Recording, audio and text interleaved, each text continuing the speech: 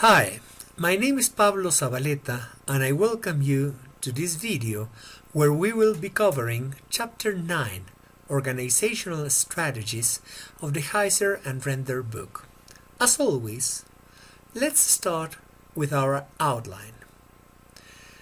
We will be covering the types of organization, some factors to consider, what are hybrid processes, how do we organize offices, how do we organize retailers, how do we go about repetitive and product-oriented organization, how do we analyze what factors do we need to know regarding warehouse organization, and finally cross-docking, which in today's operations has been elevated to a very, very prominent place. So first let's start talking about the types of organizations. When we talk about the types of organizations, we begin with fixed position organizations. What are fixed position organizations? For example, when we talk about shipyards, when we are building huge products, buildings, ships, submarines, airplanes, that kind of stuff, usually we talk about a fixed position. That is, all the people and all the machines revolve around the product.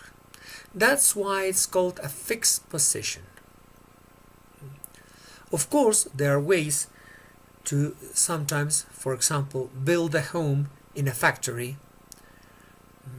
where we have a product line creating the home and the home is moving. Yes, but that's not the most common aspects. Usually, when we reach a certain size where it's uneconomical to move it, we fall into what we call the fixed position organization type. Then we have the process organized or the process oriented. We're talking about intermittent workshops or productions, low volume and high variety. Examples of this are hospitals. Usually no patient is the same as the other. Some have to go to the X-ray room, some have to go to the lab, some have to go to cardiology, gynecology, whatever. It depends on the patient.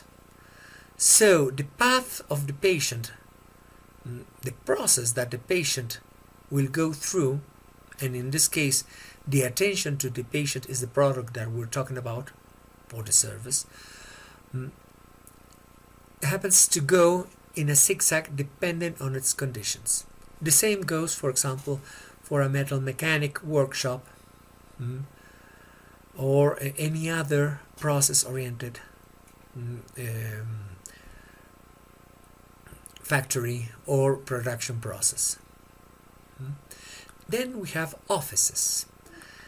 Usually, and I'm talking usually because COVID-19 has made a huge impact here, offices were organized according to procedures and flow of information. This basic precept will continue to be present. However, the work from home has affected seriously this type of organization and would demand stronger analysis of it.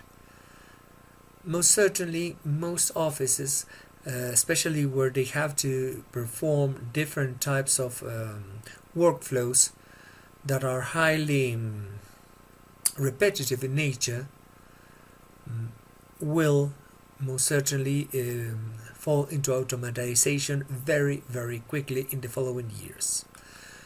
Then we have retail and commerce. How do we organize retail and commerce? Essentially based on consumer behavior. That is, we want our consumer to behave themselves in a certain manner. So we organize our shop or our store according to that.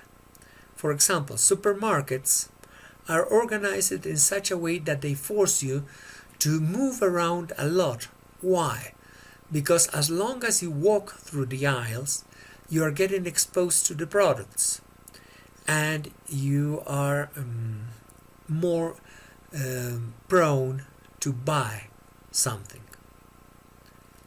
If you could go to a shop, for example, to buy milk, and milk would be in the first aisle, just handy, you would go, grab the milk, and get out.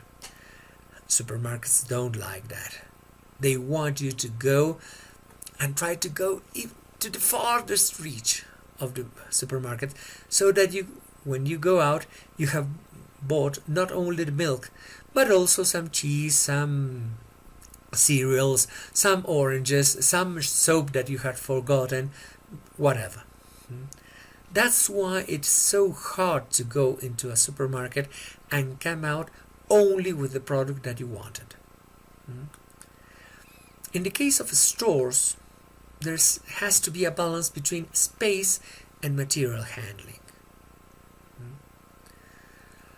And finally, we have the product oriented, where we have either repetitive or continuous production, where we have high volume and low variety.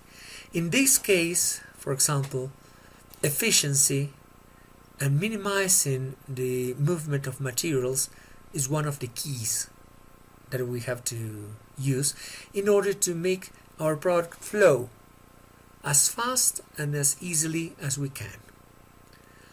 Some of the considerations for all these types of organizations. Our lesson will continue in the next video.